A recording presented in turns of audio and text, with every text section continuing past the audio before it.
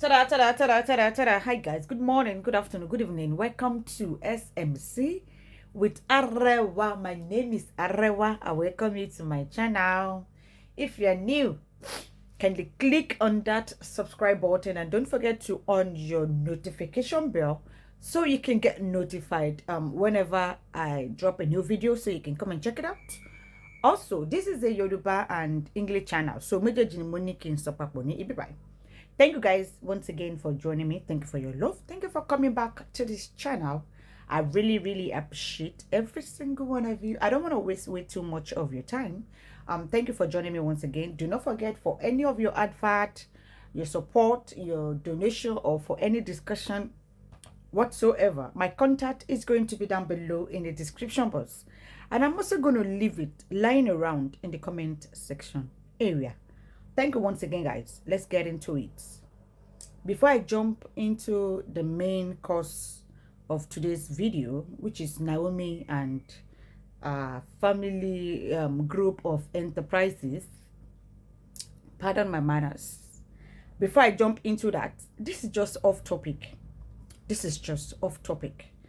I stumbled on Ojuku's, we all know who Ojuku's is. I stumbled on Ojuku's bunker, the video and the pictures and everything that was written about it, and I was really, this is off topic, like I said, I was really fascinated by how that bunker, the underground bunker, so to say, was built in 90 days. Like, how did it thought of that, considering the urgency and the year? I think that should be probably 90 years ago, the year that was built, and the urgency, and considering that it was even built within, during the civil Biafra war, and how it was constructed, hush construction on the ground for that matter. And they actually, I mean, the hush that I meant was hush like as a top secret, when the war was literally going on, and how fast it was. And even the person that the front that actually designed it, I mean, that was kind of I'm gonna say that was excellent. I mean, the Igbos are really innovative when it comes to stuff like that. Like, I'm really I am impressed, so to say. And I really understand Ojuku's point of view, and I'm going to say he's an hero, considering, looking at what actually began the civil war, so to say.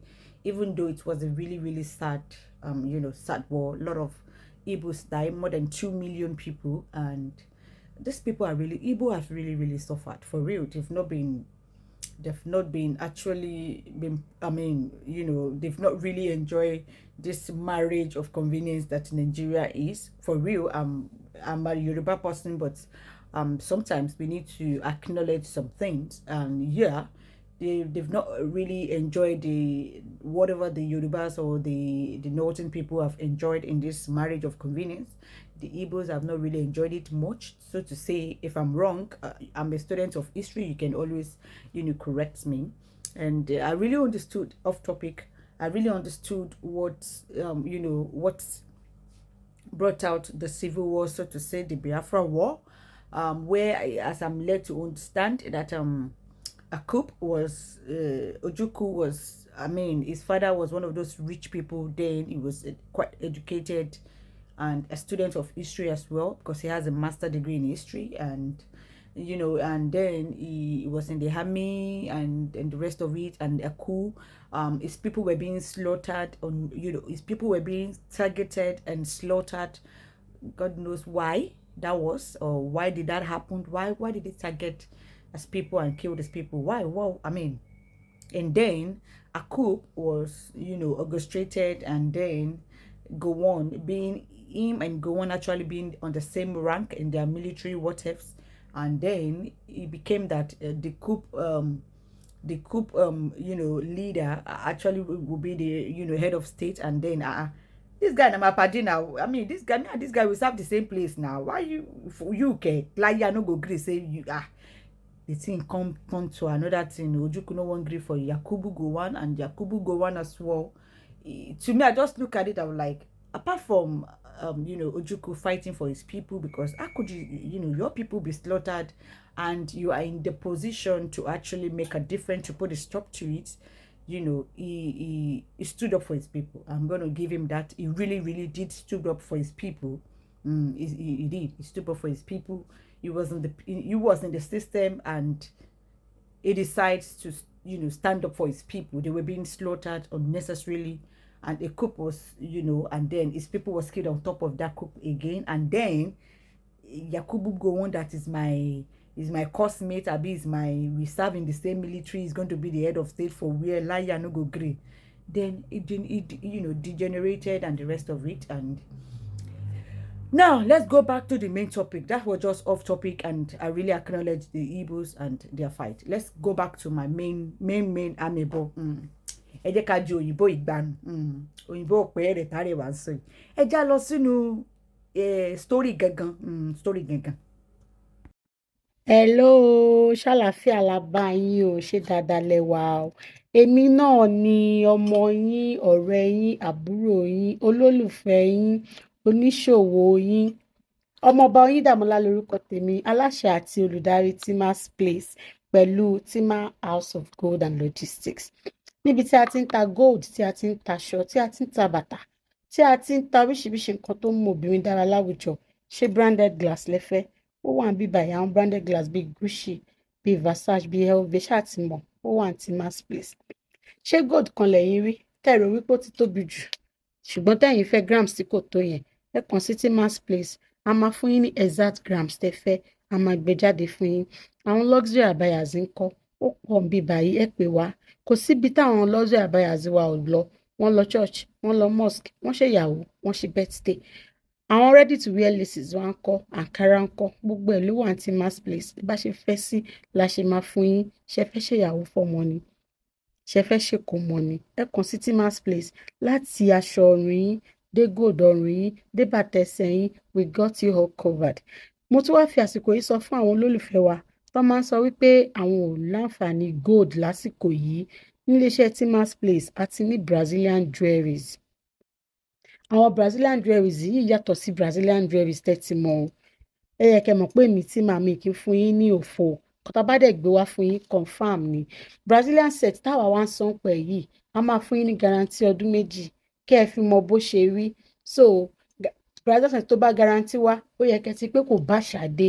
Nítorí náà ńkọ́, bólẹ̀ lè ti wá kàn sí wa, àbí bólẹ̀ lè ti rí àwọn design wa ta níyì, kẹ́ má bàa lè máa pè wá pé ẹ bá wa send design, ẹ bá wa send design. Ẹ̀yẹn kàn bá wa ṣeré lọ sórí website wa, kẹ́ lọ oríṣiríṣi nǹkan ta níbẹ̀.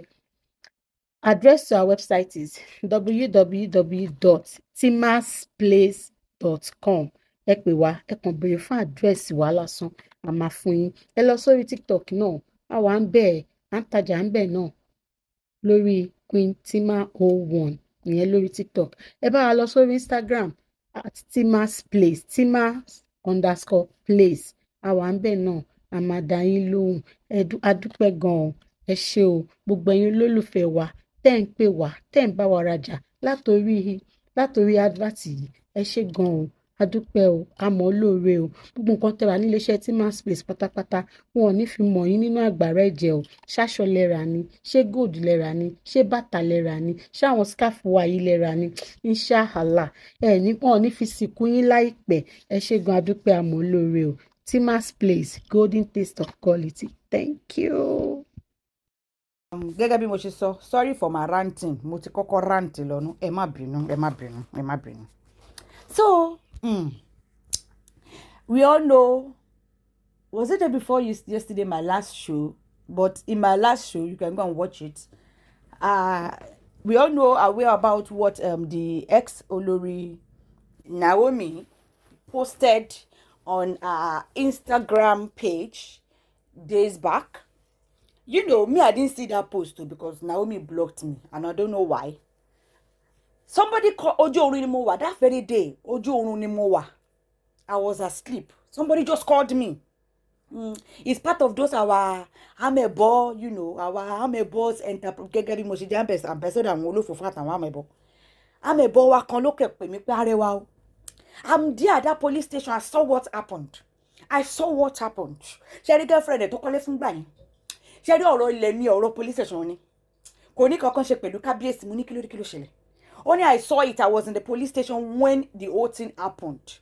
Ṣé ti rí post tí Naomi post, ó wá lọ sórí Instagram, ó wá lọ post kinní kan, ó wá jẹ́ kinní. Mo ní mi ò tí ì rí, nítòótọ́ ojú oorun mo wà, mi ò tí ì rí nǹkan tẹ́ ń sọ yìí torí mi ò tẹ̀ lè rí gan tẹ́lẹ̀ torí Naomi máa block mi. Ó ti block mi already pé mi ò ní rí o. Mo ṣáà ni mo ti gbọ́ pé máa lọ wo nǹkan tí ìyá Tadé ní káwò tó yí ó post you. I went and then a lot of people send it to me because I don't know why the ìyá Tadé ní káwò unblock me on Instagram, unblock me.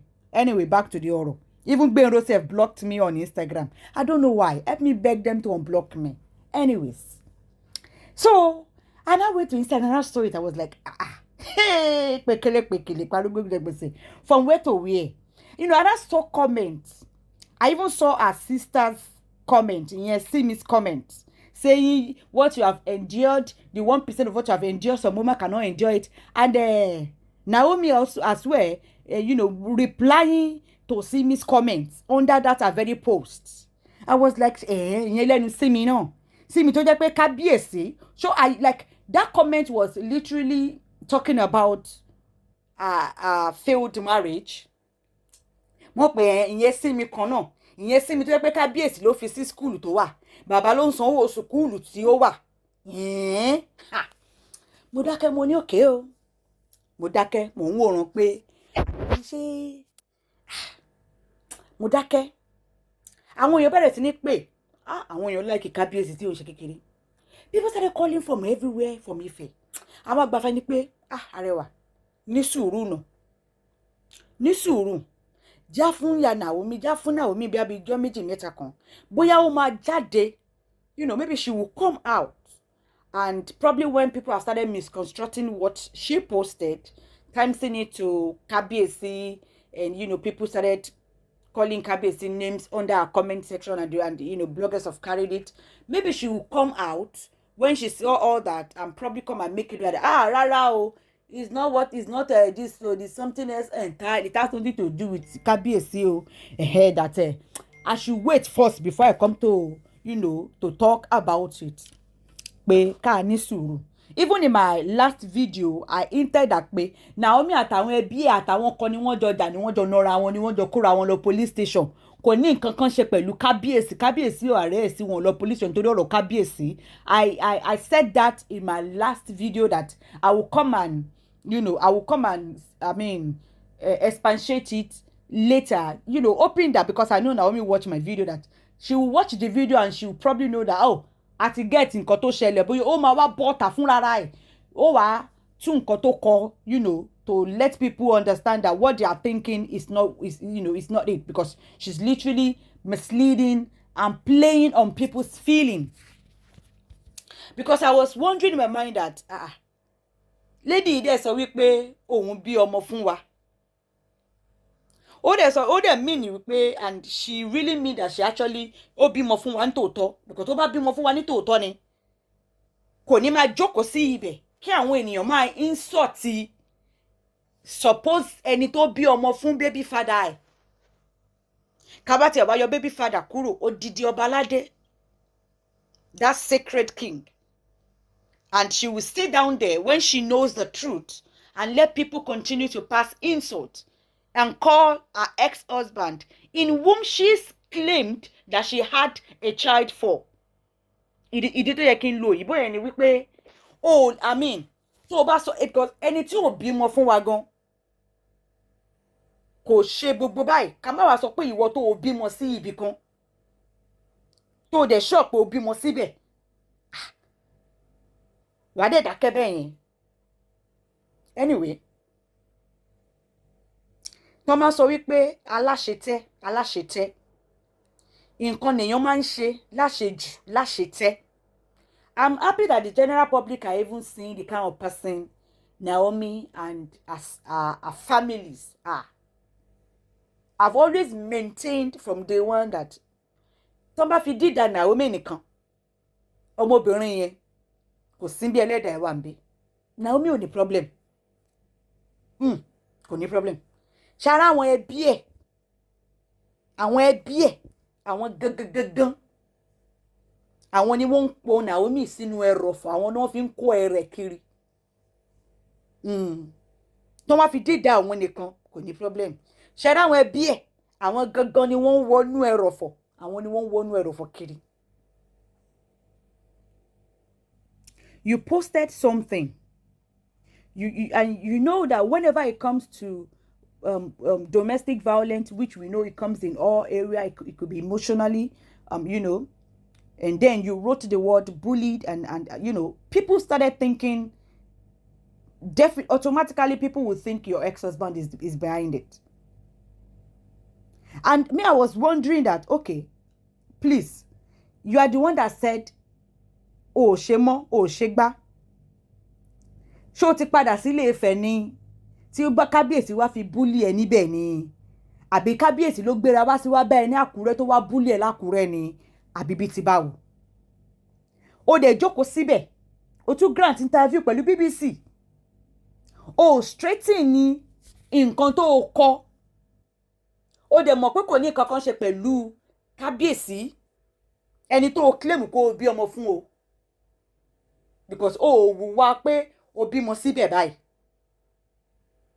Tó bá lè lajú kalẹ̀ kí àwọn ènìyàn máa sọ̀rọ̀ sí kábíyèsí, calling him names in your comment section, even your sister in your comment section, over something that this man knows nothing about, but you sat down there because you are trying to manipulate, or you are even trying to bully that man. You are bullying kábíyèsí. Many people believe that because the men don't talk, you think they don't go through bullying. Because you are the one that came out to talk now, you think you are the justified one. Kábíyèsí is actually the victim. Most of the time, ẹni tó pariwo wá síta kọ́ ni ẹni gangan tó jẹ́ victim. Ẹni tó dákẹ́ tí ò sọ kankan, òun gangan ni victim. But nítorí pé tó bá ti jẹ́ pé obìnrin ni, nobody wants to hear the man aspect of it. But today, tí ṣìgìdì tó bá fẹ́ tẹ́, a ní kí wọ́n ṣe kíni, ẹ bá mi parí òwe yẹn, ẹ já bọ́ sínú ọ̀rọ̀ gangan. Let's talk about what actually really happened at the AIG office in Akure, that Naomi Iyatadenikawo made a cryptic post about on her Instagram that she wrote, let me read. That she wrote, "No woman deserves to be bullied. Walking away from abuse should not take away your fundamental woman right and dignity as a woman. What just happened with the Assistant Commissioner of Police at the AIG's office, Zone 17 in Akure, is a pointer to the fact that the system has failed womanhood again. Does it mean that walking away from a relationship mean you should commit suicide? More updates coming." She made that post, and there are lots of comments being directed to her ex-husband, whom she said she had a child for. I'm saying that because of her actions, actually. Now, let's go to what actually really happened. Now, contrary to the claims by the former wife of the Ooni of Ife, Olori Naomi Ogunseyi, that she was assaulted and harassed by a deputy commissioner of police at the Assistant Inspector General of Police Zone 17 in Akure, Ondo State.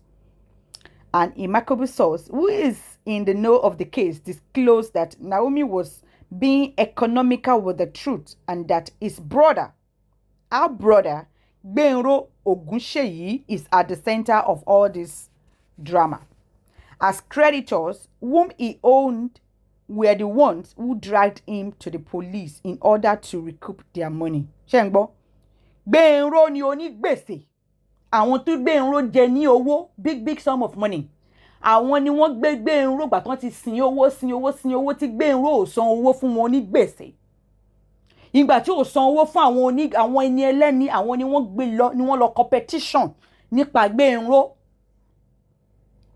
ní police office. With the arrest of Benro, Olori Naomi besieged the police formation to effect the release of her brother in a manner unexpected of a former Olori. She was said to have arrived the zonal headquarters of the police in company of some aides who were said to be unruly in their conduct. Ìyẹn túmọ̀ sí pé wọ́n ní Naomi o ìgbà tí wọ́n ti lọ arrest Gbénró ẹ̀gbọ́n ẹ̀ onígbèsè nígbà tí wọ́n lọ arrest ẹ̀ ìyẹn former queen ìyẹn Naomi ó bá já lọ sí police station òun àti àwọn kan wọ́n kóra wọn já lọ sí police station ipe kí wọ́n ṣe kí ni kí wọ́n fi brother kí wọ́n release brother òun fún òun wọ́n ní pé ìní manner tó jẹ́ wípé ẹ gbọ́dọ̀ bá lọ́wọ́ ex Olori ó kóra pé pẹ̀lú àwọn tó kó dání wọ́n bẹ̀rẹ̀ sí ní ṣe bálabàla ní police station yẹn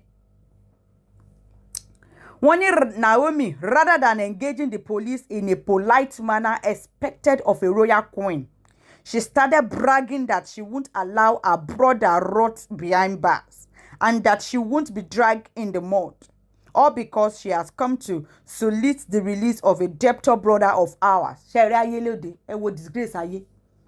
Wọ́n ní wípé ẹ mọ̀ àwa analyse ni o. Mo ti yín ti pé Naomi bọ́ta kó wá sọ olú àtàwọn kan lẹ́jọ́ nọra yín lẹ́kúnra yín náà gbé yín lọ police station kó gbẹ́nu ké mi ò fẹ́ sọ̀rọ̀ mo ṣe ń swallow ẹ̀ wọ́n ní pé ló bá lọ síbẹ̀ ló bá já lọ síbẹ̀ ẹ mọ̀ mẹ́ni ìwọ ló bọ́ta ló sọ wípé ò fẹ́ don't forget she had already denounced her position o. Ó kọ ilé Ifẹ̀, ó kọ ọba, ó kọ ọkọ ẹ̀. Meanwhile, you still want to be addressed. You still expect the public to actually be accord you with the respect. Somebody need to wake Naomi. Honestly, jokes apart. Somebody actually needs to actually wake that lady. I mean, probably she's like, I bet she's dreaming because. So you expect to be enjoying the benefit of, you denounce that you are no more the queen. You are not married to the ooni. So you expect people to be according you with respect. Wonder shall never end. Pekele. Abẹ́ ráyé ló dé báyìí. Ẹ má bínú ẹ̀rín pa mí ni kò so funny sí mi ni. Ẹ má já máa kà lọ.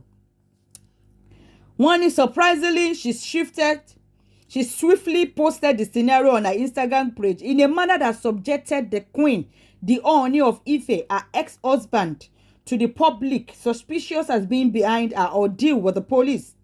She has also made claims on an interview on BBC where she had stated that her brother is being harassed because of us. Can you imagine that? Can you imagine? Ó sáré wá sórí Instagram, ó sáré post. Ó wá post ẹ̀ in a way tó jẹ́ wípé ó wá post ẹ̀ in a way tó jẹ́ wípé ó wá subject kábíyèsí sí bully. Ó wá jẹ́ kí ó wá direct she just played on you all feelings actually, and that is really, really bad of her being a woman as well. Domestic violence, assault, bully is a very serious thing, and you shouldn't use that to play on people's feelings. Now, but contrary to her claims in the BBC story, the police did not harass her brother, or any member of her team, as she had wanted to be respectably treated with the type of the royal courtesy she used to enjoy during her time as Olori. Abio, you are no more the Olori. You are not the queen. N kì í ṣe Olori mọ́. Ó ti denounce ẹ̀. Ó wá expect pé kán sì máa fi respect yẹn máa wò ẹ́. Kán sì máa ṣílẹ̀kùn fún ẹ. Kán sì máa béèrè kó sì máa ṣe. Gbogbo yẹn ti lọ. Ó ti denounce title yẹn. All the privileges that comes with that office will be taken away. Oh, you expect the public to still be carrying, to be, according you with the respect? I don't know the kind of sleeping table you are taking. You need to wake up. Honestly. This lady somebody needs to wake her up to reality. Abi, what were you expecting your single life to be? Oh, you want people to still be according with the respect that you are not the queen. So kí àwọn police kan wá sílẹ̀kùn fún ẹ kọ́kọ́ gba Gbénró bọ́ta. Òun náà ni Gbénró náà ṣe fẹ́ san owó mọ́ àbí? wonderful family wọn yìí in fact àwọn ọmọ àkúrẹ́ tí nípa ẹ̀kọ́ fẹ́ sọ àwọn lẹ́nu ni àbájú sí bàbá wọn fi ságàn. Anyways, why the police insisted on treating the matter on its merit without interference. However, this stand of the police did not go well with the former Olori, who rushed to post the scenario on her Instagram page and subsequently granted the interview, subjecting the highly respected monarch to the public, suspicious of being the one behind her ordeals, whereas her brothers dragged her into this ignominious pact. You twisted it. You let people start dragging your ex-husband that you claimed you have a child for, that is taking care of your child, that you are collecting money on that child from, that is taking responsibility on the child you said you have for him. You subject whatever happened to you with the police people that has to do with your family, with the gbese and only that your brother is doing. You now, because you were not treated with the respect that you are being treated when you were the queen, because you literally, you left the post voluntarily. So you expect the public to still be treating you like that cannot happen. No, it cannot. Because you did not have your way at the police station with your family, you made a cryptic post diverting people's attention, directly. You subjected that man and his throne and his kingdom. You subjected them to bully. And you claimed ipe obi ọmọ fún àwa Ilé-Ifẹ̀. Ha! Ó lágbára o. Àwa de kola kó bá Gbénró kó má san gbèsè àwọn èèyàn tó lọ fọlọ́pàá gbé. Ó wá jẹ́ káwọn èèyàn máa rò wípé bóyá kábíyèsí ló wá fọlọ́pàá gbé ẹ, bóyá kábíyèsí ló ń bully ẹ, àbí kábíyèsí ló wà behind the whatever tó wọ́n bully ẹ lé lórí. Kò dá o. Kò dá o. Bí obìnrin ṣe lẹ́lẹ́dà lọkùnrin náà lẹ́lẹ́dà tiẹ̀. Jokes apart, men are victims too. We need to stop this emotional blackmail that we are always doing. Men have feelings. Wọ́n dẹ̀ ní ẹlẹ́dà títí wọn. Àbí is it because of the new Olori that is coming? What else? I just continue, sha. But putting the record straight, I even expect, honestly, I kept quiet. Emokola gba tó ti post mi ò ti sọ. Even though mo hint ní the last video mi, mo expect wípé ṣé lady show wa okay sha. Ó yẹ kó jáde. Bóyá ó lè má mo kọ́kọ́ feel pé bóyá kò mọ̀. But mo tún bá bára mi sọ̀rọ̀ pé Arẹwà, but tí kò bá mọ̀ nígbà tó ti rí àwọn ènìyàn tó ti bẹ̀rẹ̀ sí ní sọ̀rọ̀ sí bàbá. Ó yẹ kó jáde náà kó wá ṣàtúnṣe pé rárá ẹ̀yin nǹkan ọ̀tọ̀ ni mò ń sọ o. Kò ṣe nǹkan tí mo ronú lọ nìyẹn o. To set the record straight, to straighten the public.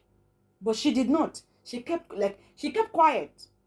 Let me say she was literally enjoying all what people, how people were ridiculing the said man that you claim you have a child for. Really? Oh God. And this man has kept quiet. Ìwọ ló jáde, ìwọ ló divorce, ìwọ ló kọ oríṣiríṣi. You called him names. You called his office names. You called the kingdom names. This man has kept quiet, has not said anything. Same you.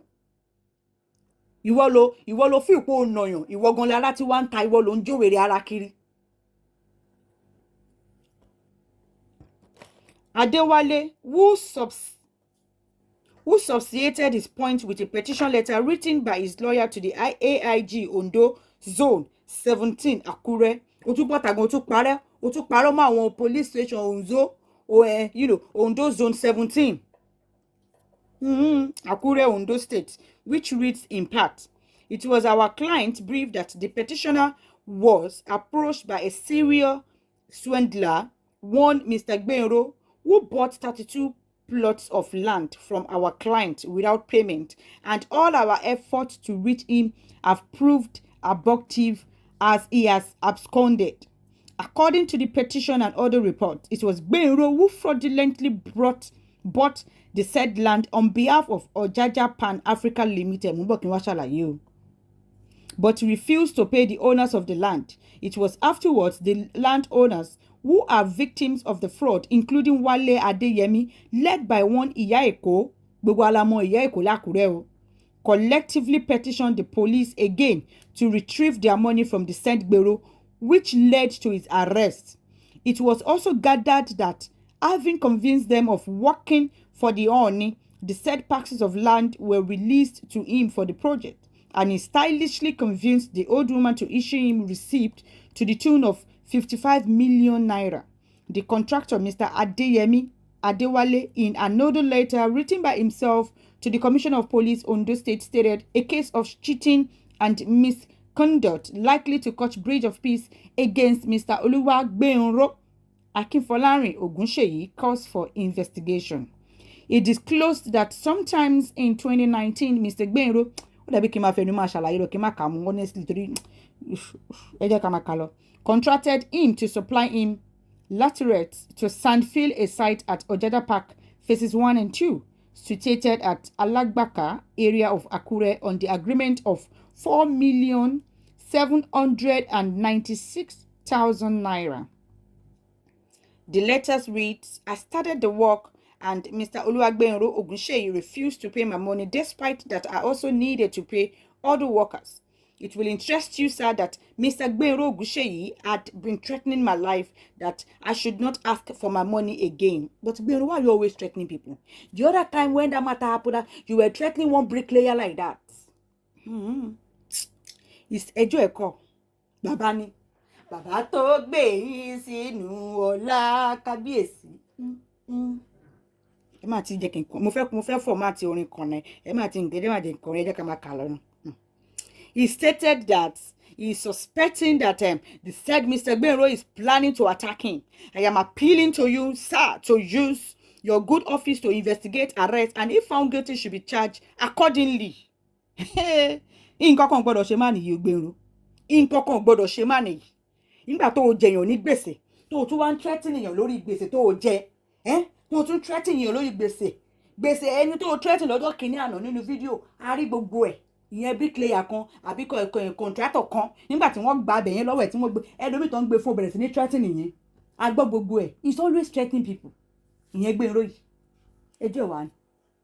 Àbáwọn tó ń gbé wọn sí ilé ọlá.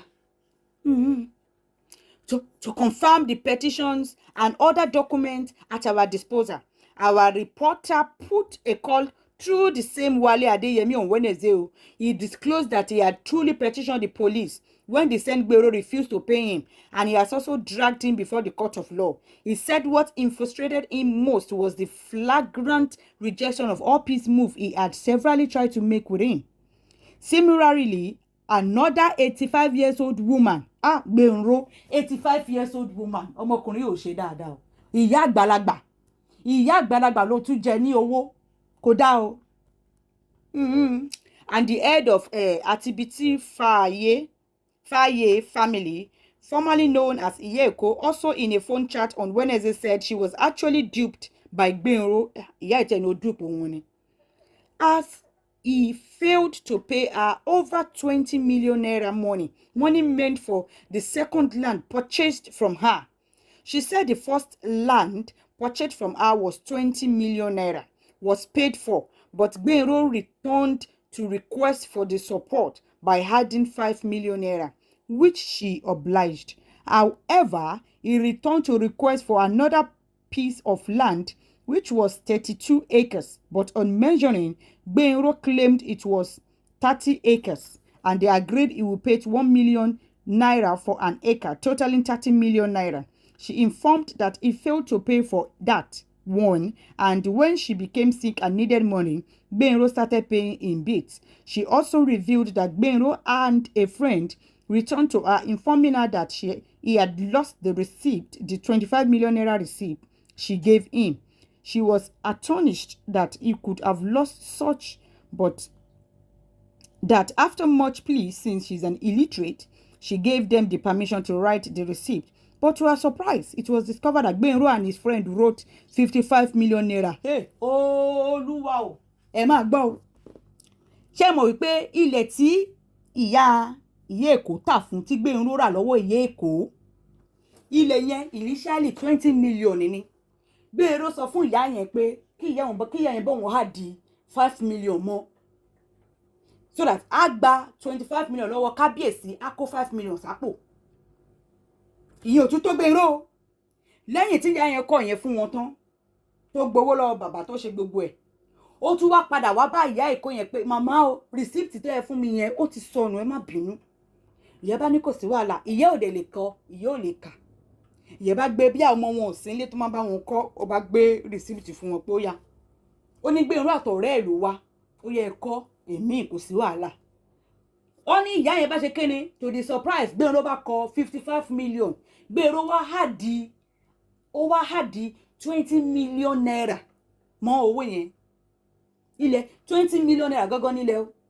Gbénró wá kọ 55 million naira that is Gbénró hà di a sum of 35 million naira so sí lórí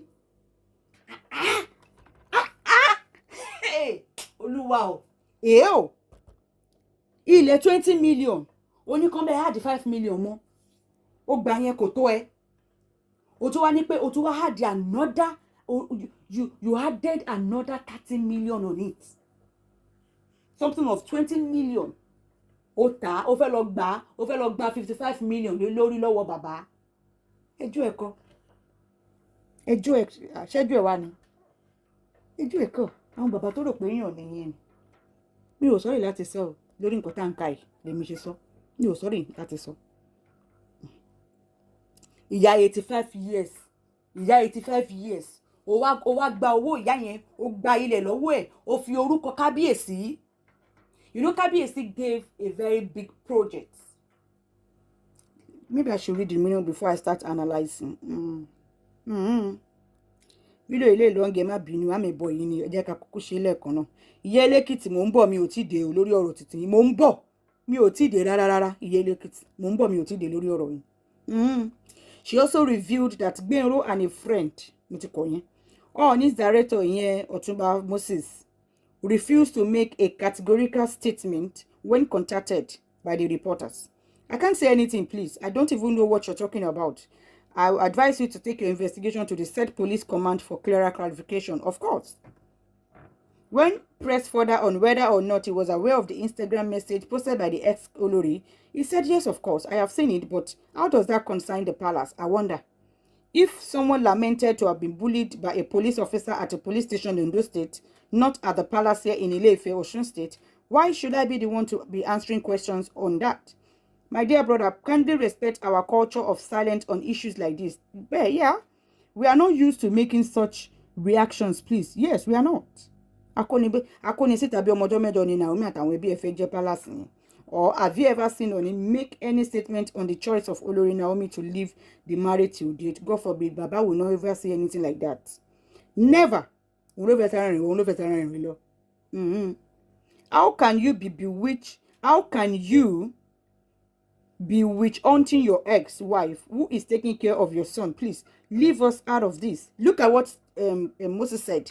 Ó ní wípé báwo ló ṣe tún máa expect wípé kí ọkọ o kó máa ṣe kíni kó máa lépa ìyàwó tó ti lọ tó dẹ̀ ti bímọ fún tó mú ẹ wà lọ́wọ́ ẹ̀ tó ń tọ́jú tó claim pé mo bímọ fún ẹ o tí ọmọ tó claim kó bí fún yẹn dẹ̀ wà ní ọwọ́ ẹ̀ tó ń tọ́jú tó o dẹ̀ ń send sí tó ń send owó ọmọ sí tó ń tọ́jú ọmọ ẹ wà lọ́wọ́ ẹ̀ so ṣé ọkùnrin in a right senses máa tún máa lépa irú obìnrin bẹ́ẹ̀ yẹn ni kò possible. So tó bá kọ sórí ibì kan pé èèyàn kan búlì òun ní polítọ̀ ẹ lọ polítọ̀ yẹn kẹ lọ bèrè pé ta ló búlì ẹ̀ ń bẹ̀ ìyẹn ò kan palace kò kan kábíyèsí. No one was ready to talk to us at the Ojada Park in Akure except a plank contractor who did not disclose his name. He frowned at the attempt by anybody to link Ooni to the travel of Gbénró with the police. Kò sí nǹkan tó kan bàbá ń bẹ̀. How on earth can anyone even suggest that the Ooni must have been the one behind the police to bully the ex-wife, for God's sake?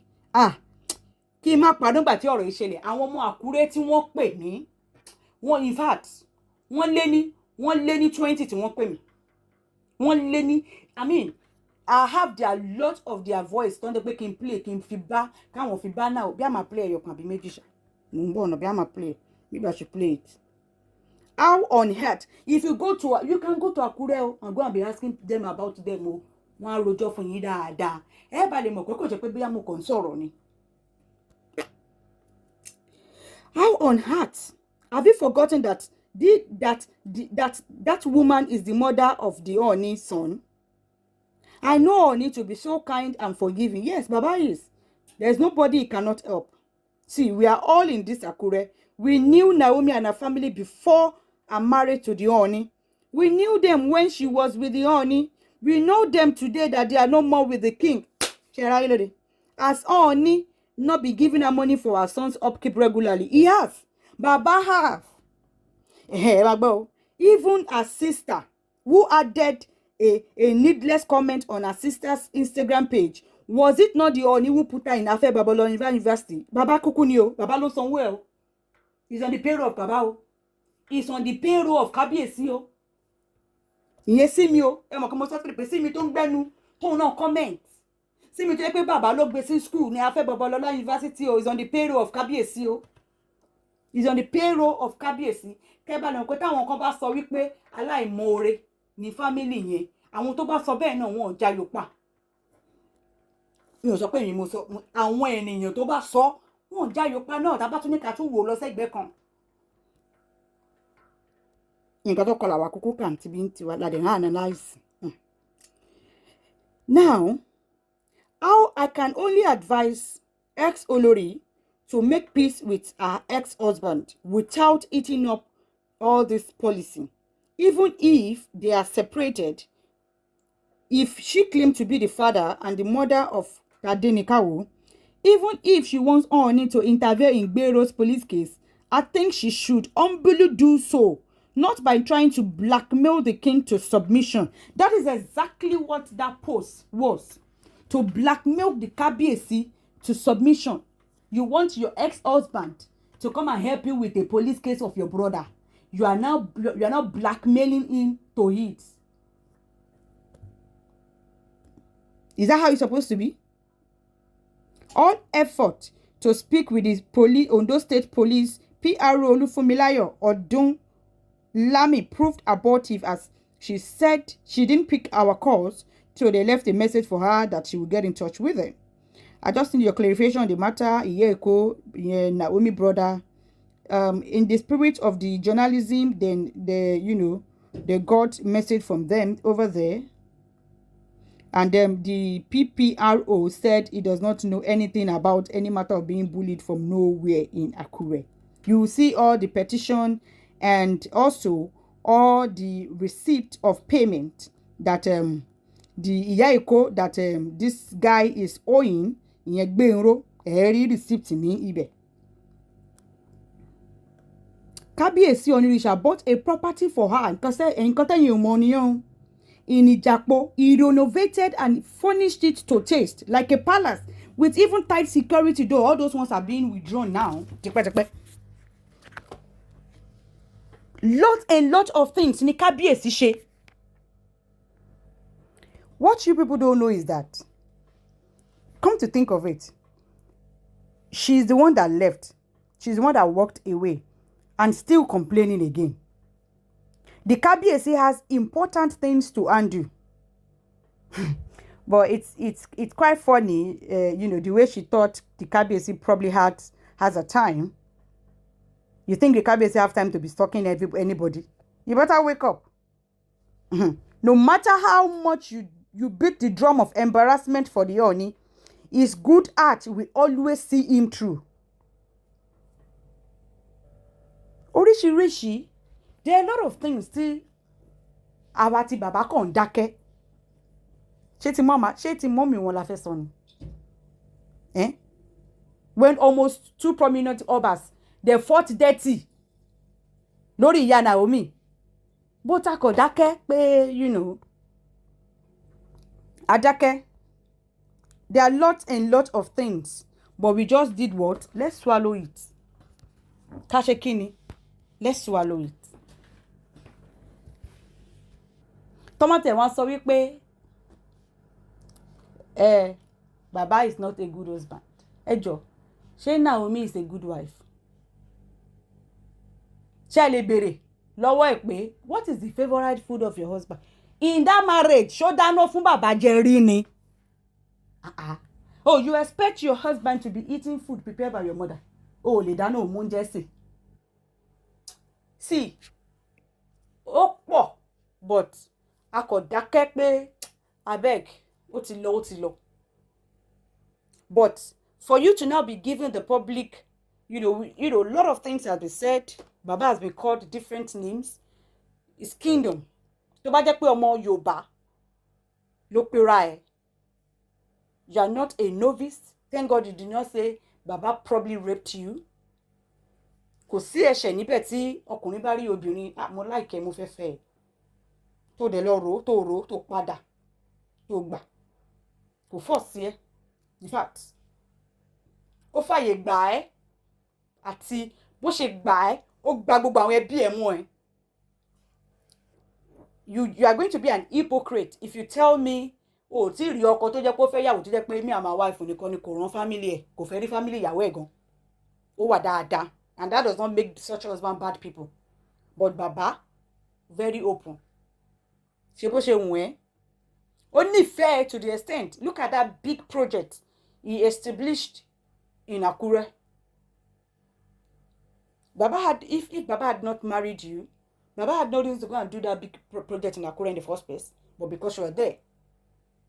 Ó dẹ̀ rí àwọn àbúrò ẹ̀ èyí tó fi school tó wà ń payroll ẹ̀, including the mother.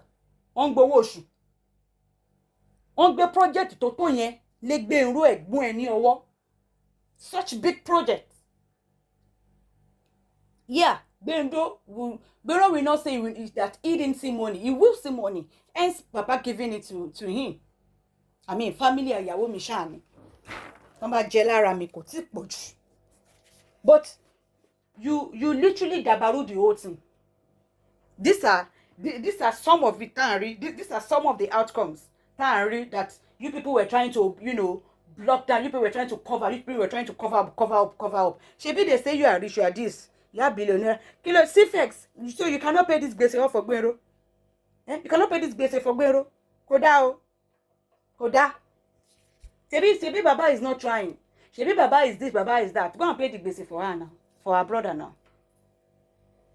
In fact, tó bá jẹ́ pé mi ni Naomi ni, nígbà tí wọ́n fọlọ́pàá gbégbé ńró tó dẹ̀ gbà tó sanwó tó jẹ́ pé gbèsè ló jẹ tí ò sanwó àwọn ènìyàn. In fact, mi ò ní débẹ̀.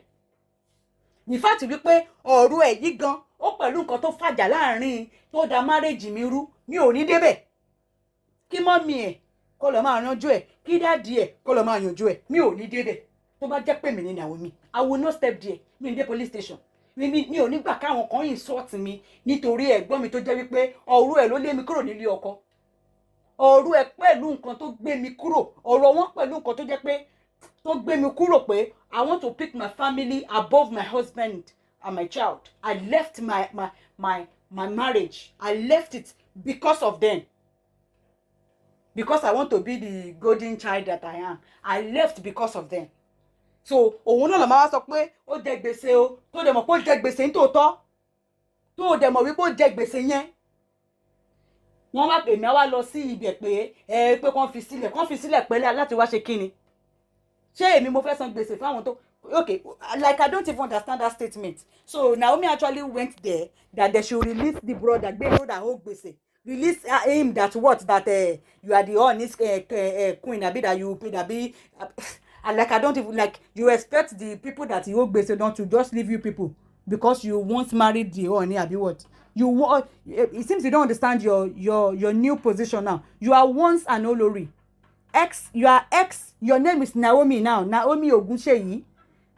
Yeah, our Instagram, whenever you have a verified page, you can change name. That's one of the cons of having a verified page on Instagram. So NC not being able to change the username on our Instagram. So but the verified page only change orúkọ mọ́. Go and research on it. Mi ò fẹ́ rojọ́ lé lórí púpọ̀. Go on, before you say it's a lie, try. Google is your friend. Research on it as well. So, I expect ke ọlọ́pàá ní kó Naomi ó yá jẹ́ kó máa lọlé. Is that what you were expecting that made you go to the police station to go and be proving power, to go and be proving what? Like I don't understand. And then you came out to make a cryptic message, literally pulling people's, playing on people's feelings. And then you subjected the highly reserved, let's even remove Kabiyesi being your baby daddy like you claimed. This is our king. Ibi tá pè ní orí.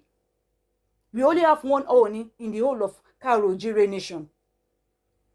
That highly reserved throne. Literally, Naomi, one of the issues I have with Naomi is the fact that, I'm sorry to say, she does not really respect that throne. She doesn't. See, you are not getting married to your high school sweetheart. You are not getting married to one guy that you met. You are getting married to a culture, to the customs, to the ways of the people, to the language. You are getting married to a whole nation. Karo-Ojire, we are a nation. You are getting married to the nation. There are a lot of things that you don't have the privilege of doing. It's a position that you cannot talk. You cannot, like, it is not kosaye. Before you accept such, what if dada?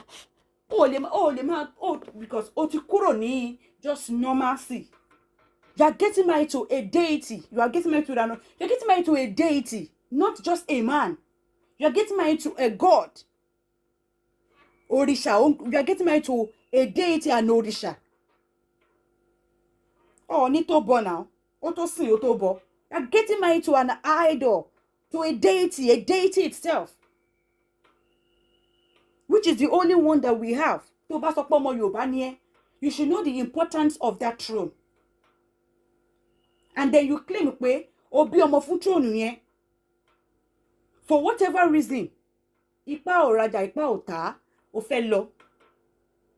The way and manner to fi lo gan ko normally táwọn police ti gan tó má kàn fẹ́ wo ṣe fún ẹ. The way and manner that you left gan is nothing to write home about. I'm sorry to say. That's my opinion. Ẹni tí kò bí ọmọ sí fún throne yẹn, the way tó ṣe lọ is the dignity that she's enjoying today. Àwọn tí mo mọ iyì royalty nìyẹn. Ye Zainab. Àwọn tí wọ́n mọ iyì. Those are the people that you can say, once a coin, always a coin. Because they understand what it means. Ìyẹn tó ti ṣọmọ Yorùbá tó jẹ́ pé ọmọ Èdó ni o. Ó understand nǹkan tí bẹ́ẹ̀ yẹn wà fún. She left with dignity and she maintained her dignity. You left in you claim you have a child for that throne. You left in a manner that is nothing to write home about, being Omo Yoruba. And yet, you kept on throwing here and there, throwing shades online. You are a social media freak, yeah. You kept on throwing shades here and there. You subjected the kingdom, the throne, the man itself. You subjected them to a series of attacks, of bullying on social media. You kept on putting, throwing shades up and down. Tọ́nbà tẹ̀ wá ní wípé kí gbogbo ènìyàn tẹ̀ wá ṣe, mi ò rò pé ó yẹ kó jẹ́ tó tọ́ sí Naomi àtàwọn enterprises family yìí. Because Baba literally tried for this family. If not for anything, ó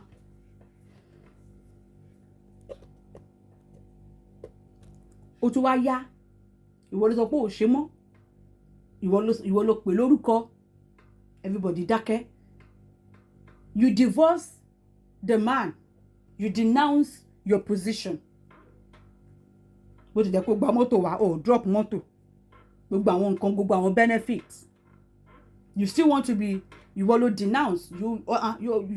You divorce him, the throne, and the kingdom at large. Gbogbo ọmọ Ilé-Ifẹ̀. o divorce wa àwa gan ti kọ̀ ẹ́ o bó ṣe kọ̀ wá àwa náà kọ̀ ẹ́ kò sí wàhálà àwọn ò ń bẹ ní ilé Ifẹ̀ àwọn ò kí ń bẹ̀bẹ̀ fẹ́ yá à ń bẹ̀bẹ̀ fẹ́ obìnrin tó bá ní òṣè náà nìyẹn kò kí ń àwọn ò kí ń fi tipátipá à kí ń bẹ̀bẹ̀ pé òde jọ́ òde ṣe ilé Ifẹ̀ àwa ilé Ifẹ̀ à ń ṣe bẹ́ẹ̀ because ipa ò rà ipa ò san tó bá sọ pé ò ṣe mọ́ kò sí wàhálà tó bá ní o máa fẹ́ wa bẹ́ẹ̀ ká máa bẹ̀ pé kó jọ kó fẹ́ wa kó jọ kó máa padà ilé Ifẹ̀ àwọn ò kí ń ṣe èèwọ̀ ní ilé Ifẹ̀ títí wa. So àwọn anywhere tẹ́ bá ń gbọ́ pé they are begging kò sí begging ilé Ifẹ̀ láyé odòdì èèwọ̀ òrìṣà bẹ̀bẹ̀ èèwọ̀ ní Ọọ̀ni bẹ̀bẹ̀ fẹ́ yàwó èèwọ̀ òrìṣà bẹ̀bẹ̀ lọ fẹ́ ìyàwó on behalf of Ọọ̀ni fún Ọọ̀ni èèwọ̀ ní ibi tẹ́ bá ti ń gbọ́ mo kàn máa ń rẹ́rìn tí máa ń gbọ́ àwọn fídíò kan tán kàn máa rẹ́rìn sínú mi pé ẹ̀yin ò kúkú mọ̀ nǹkan kan mọ̀ nǹkan kan tẹ́ ń sọ ni.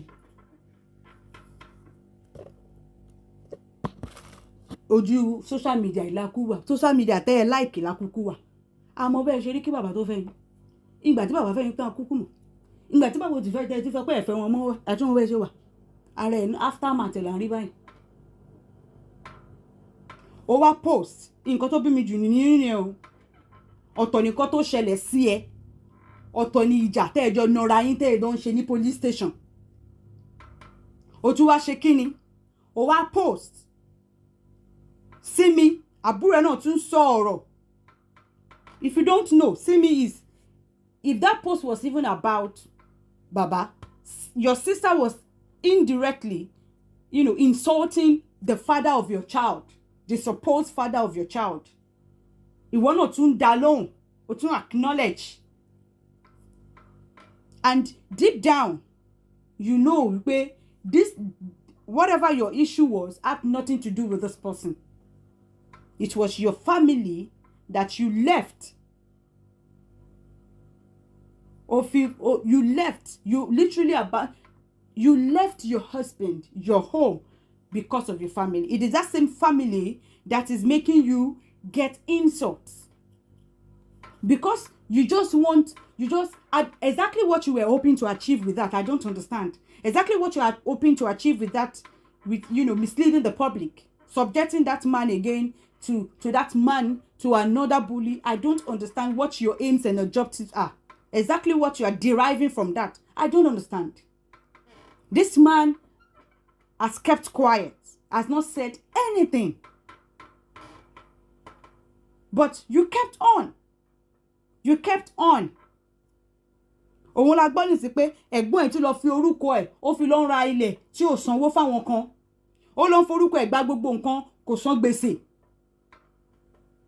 Wọ́n gbé project ńlá bàǹtàbàǹtà fún ibi ló kó gbogbo àwọn owó yẹn fún àbẹ́tẹ́fẹ́ sọ pé bàbá ò fún wọn lówó ilẹ̀ tí wọ́n fẹ́ fi kọ́ project. Are they going to tell us now that Kábíyèsí gave project to Gbèrò and he not give Gbèrò 1 naira? Where is Kábíyèsí expecting Gbèrò? Because Kábíyèsí himself, he was a contractor, he was an engineer before he became king. He built, you can go and research it, he built lots of projects, buildings for the late Ooni Shiju Ade Aleyoluwa. You can go and research because so Kábíyèsí is a contractor. He knows the jobs and the rest of it. Gbèrò wasn't. It is all these big contractors that only gbé project fún kó lọ ṣe estimate. Kó wá sọ pé bóyá kán ṣe lọ máa fowó máa ṣe lọ náà wà sort wọn. Àwọn big projects, àwọn big contractors tó yẹ pé wọ́n ti lówó. Ṣé Gbèrò ní 1 naira débi pé òbí ó ní wọ́n ṣé wọ́n ní 1 million débi pé ó máa expect kó lọ máa ṣe project tó wà tí 200 million ní àpò ara ẹ̀ níbo ló ti rí owó. Àbí I'm expecting what the damage country is going to be. Maybe they will come and say Baba did not give Gbèrò, Baba gave Gbèrò project but he did not give Gbèrò 1 naira. Because Baba is not a contractor himself. Àbí where is Baba expecting Gbèrò tí ò níṣẹ́ lọ́wọ́ tí ò ní owó ibo ni Baba ti expect ẹ̀ kó ti lọ máa rí owó tó pé kó lọ máa fi ṣe project fún wọn. Láì fún gbé àbí tí wọ́n bá fẹ́ ṣe project the land is the most important thing. So wọ́n gbé project fèyàn wọn ní fúnyàn ní owó pé ó ti okay lọ máa gba gbogbo iyẹ̀pẹ̀ o cement o lọ máa gba láwìn ilẹ̀ gangan wọn wà nífẹ̀ẹ́ lówó kó fi sanwó lẹ̀. No mo bèrè ní o ó wá ló ń jẹ gbèsè ó ti fẹ́ máa lọ enjoy orúkọ kábíyèsí. You expect the name to still open doors for you, Naomi? That's not possible. You expect to still be acknowledged with the respect. Ọ̀gbẹ́ni ọmọge, ọ̀gbẹ́ni jẹ́ ń lo jẹ́ ń ṣe tọmọ ìgboro, ọ̀gbẹ́ni ó jẹ́ wake up tó bá yẹ pé òun ló ń sùn, ó jẹ́ jí má sùn, ó jẹ́ jí.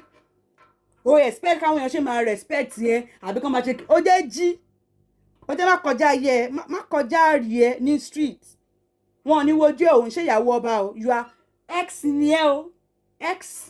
Ex ni ẹ. The fact wípé ìwọ gan fúnra rẹ̀ gan ló dalé ẹ̀ gan rú gan. Àwọn ọmọ Àkúrẹ́ gan ń bínú. Àwọn ọmọ Àkúrẹ́ àwọn gan wọn ò yọnu sí ẹ.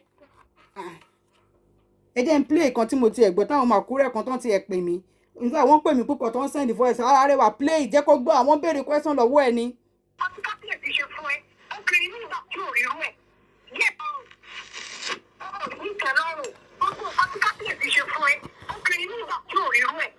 Yẹ́ kí ló wá sọ fún mi dà láti kárí sí ìjọba. Ọlọ́run ní gbà pa àbúrò àtìkì nìyẹn.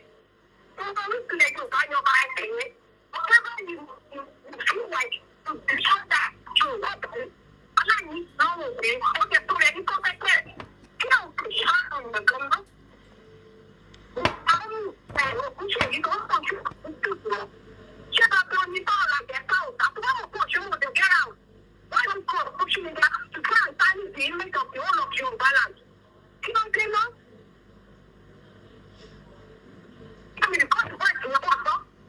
Abi, you don't know that this was when people were still thinking it is the kábíyèsí you were referring to have been bullied you.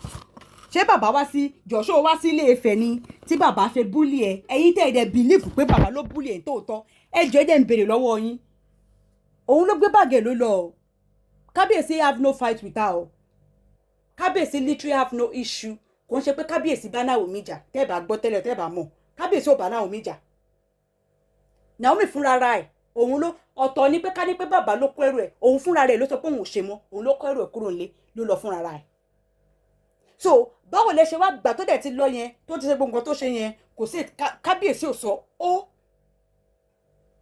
baba did not say one thing like this so how is it supposed to come back later after showing series of shade now come back later to betray another shade that's being bullied and you all thought the first thing that came to your mind was baba ṣé ó padà ṣé ká Naomi padà wá sílé Ifẹ̀ ni tí kábíyèsí wá fi ń bully ẹ̀ ni àbí kò yé mi I'm asking the question from the people that actually when they saw the thought it was actually believed that it was kábíyèsí that was bullying her ṣé ó padà wá sílé Ifẹ̀ ni bàbá fi bílù ẹ̀ ni àbí ṣé kábíyèsí lọ bá ní Àkúrẹ́ tó wà wọ́n lọ bully ẹ̀ wọ́n Àkúrẹ́ tó wà wọ́n béèrè lọ́wọ́ yín ni o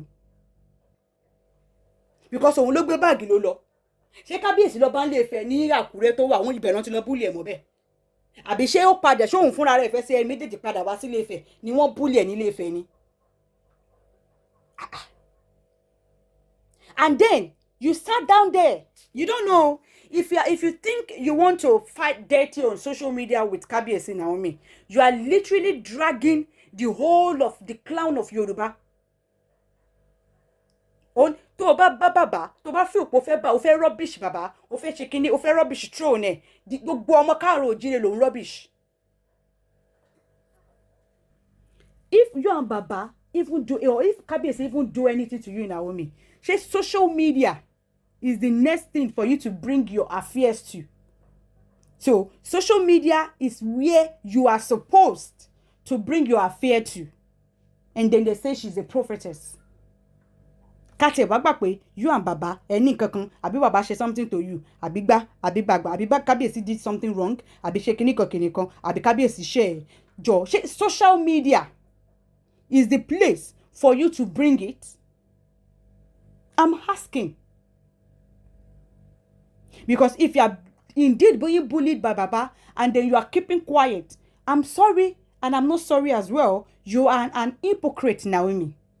Because same you will come out, I'm sure you'll be, lecturing or motivating people going through abuse. They should speak up, they should come out, they should shagban. If you claim you are supposed to come out and talk about it and not be throwing shade to the highly reserved throne in the whole of Ilẹ̀ Yorùbá ní gbogbo àgbáńlá ayé.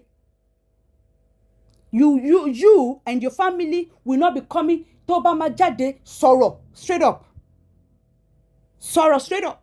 Not for you to be throwing shade, subtle shade, up and down to the highly throne in the whole of Yoruba land. And you think people will probably be praising you or people will be praying for you that, ọmọ dáadáa ni ẹ́, gbére. Ipa ọ̀tà, ipa ọ̀rá. Bí bàbá bá ṣe ìkọ̀kan fún ẹ, tó bá feel pé wọ́n abuse ẹ, jáde kó sọ̀rọ̀ gẹ́gẹ́ bó ṣe advice àwọn èèyàn pé ẹni tó bá go through that ní ọwọ́ spouses wọn kí wọ́n jáde kí wọ́n sọ̀rọ̀. Since you are a social media freak, you are supposed to come out and talk about it. Not for you to be throwing shades and be misleading the public, toying with people's feelings. Because domestic abuse, bully is a serious thing. That is you making mockery of people that are genuinely being bullied, that are genuinely being abused. It's a mockery of them. What you are doing. You are toying with people's feelings. And you are mocking people that are genuinely being bullied by their spouses or that are genuinely being abused by their spouses. If you don't know. At the same time, you are trying to rubbish the highest throne in the whole of Yoruba land. Tó bá mọ̀. Ọ̀ní ò pé méjì ní gbogbo àgbáláyé. Níbi tí gbogbo ọmọ Yorùbá ń pè ní orí. Orí bẹ̀ tẹ́lẹ̀ kó tó lọ síbẹ̀. Bó bá tiẹ̀ jẹ́ ọmọ kékeré, mọ́mì ẹ ṣàwà tó jẹ́ àgbàlagbà wà lẹ́gbẹ̀ẹ́. You know what you are getting into. Ó ní wo mi tán kó tó máa sọ wípé òun kígbe òtútù. Ìyàwó ni bàbá bí ó fẹ́ sọ wípé bàbá fi jẹ. Tẹ́bí tán fi pa ẹ́ ni. Tówó tó rí náà ni. Tí attention tí wọ́n fún ẹ ni. Àbí tí gbé lárugẹ tí bàbá ò gbé lárugẹ tó ni. Of course, you are going to be delusional. People even make mockery of you if you think you're going to be the only wife in the palace of a king and an highly reserved king as the ooni, for that matter. If you think, your mother is beside you, she will know better. So, jokes on you if you think you can eat your cake and have it. Jokes on you. Kò sẹ́ni tó lépa throne ilé Ifẹ̀ yẹn to succeed if that is your plan. And I'm still in my mind doubting your genuineness. Tó bá sọ wípé you for real ó bí ọmọ fún wa. Ó bá sọ pé ó bímọ fún wa for real.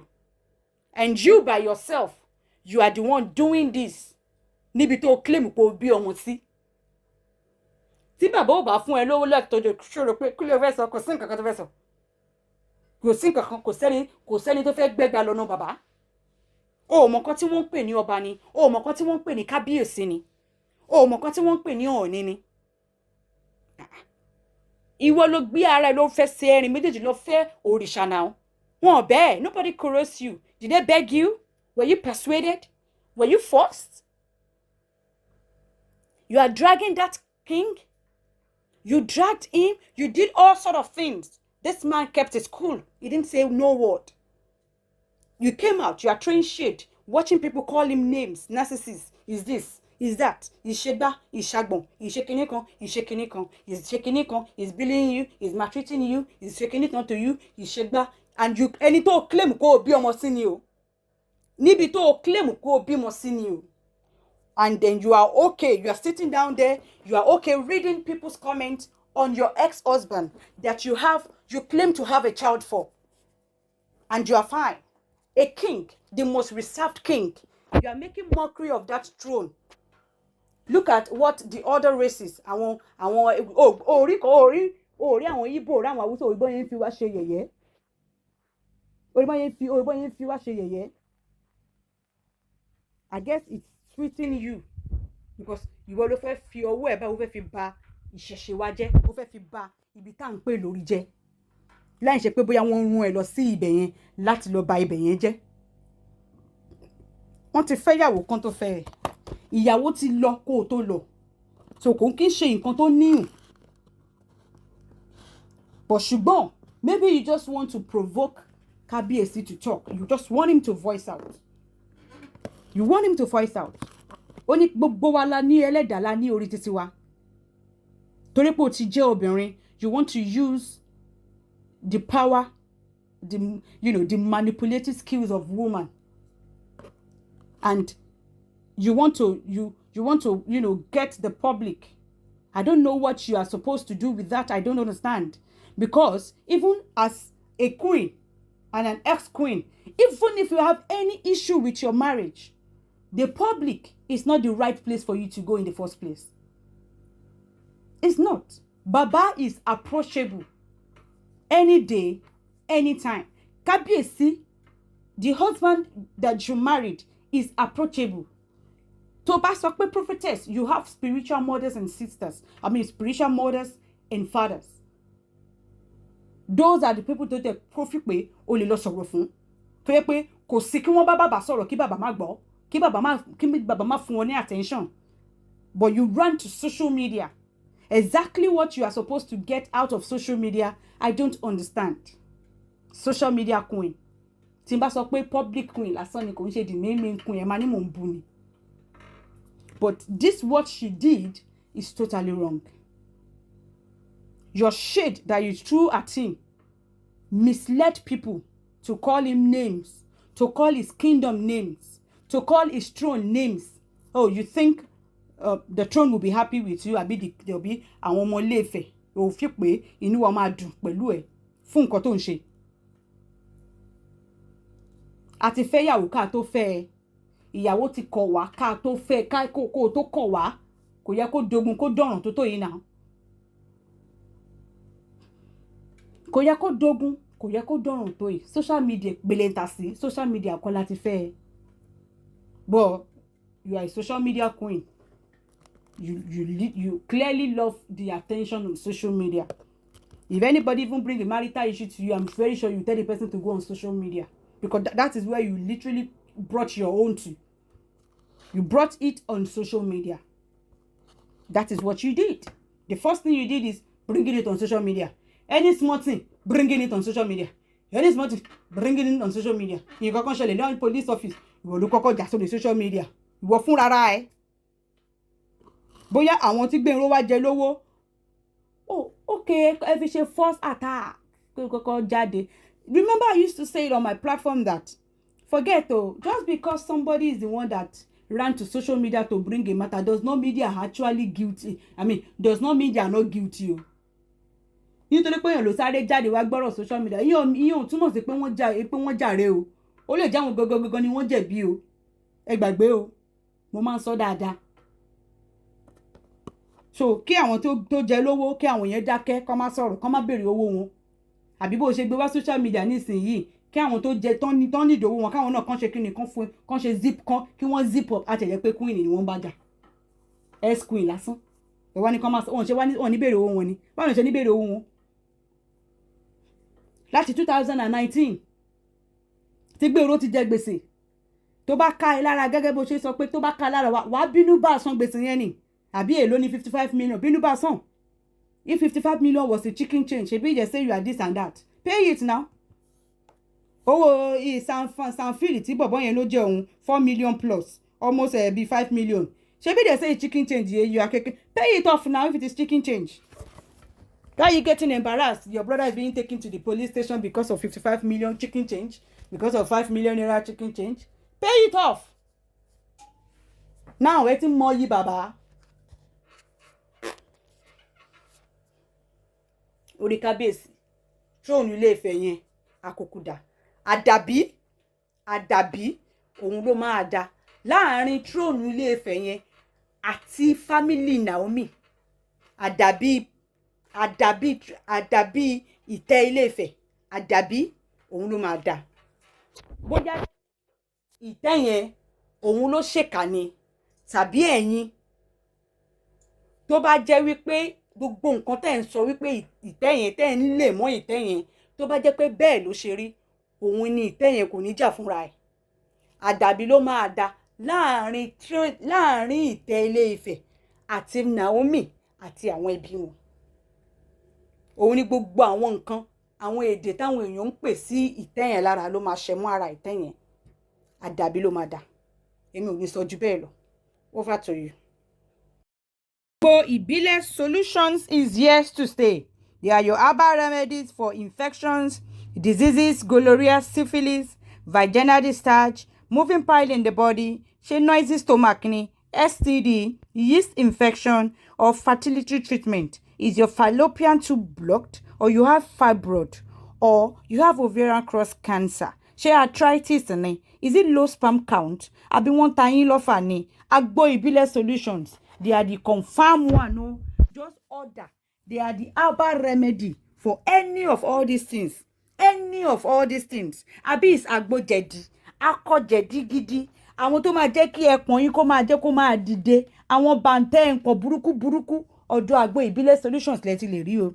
Àbí wo tí rí nǹkan mo sun ẹ for years ni? Ṣé 1 year ni? Is it 2 years? Your menstrual period is not coming again, and you have not yet entered menopause, and you are trying to conceive. Fertility treatment confirmed one ni? Àbí it is fibroid? Is it infection?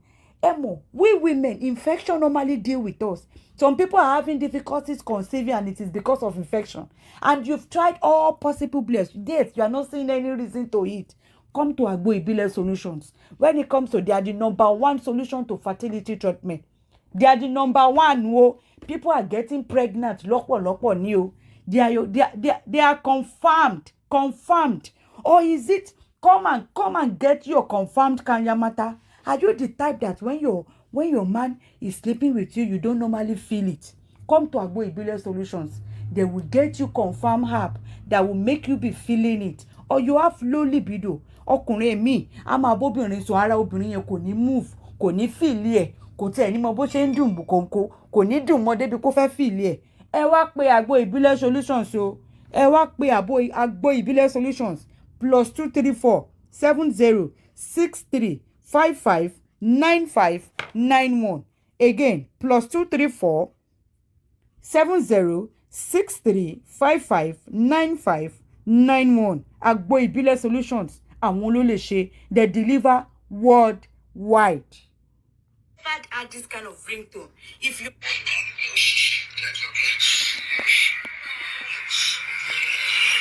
need to book for a consultation.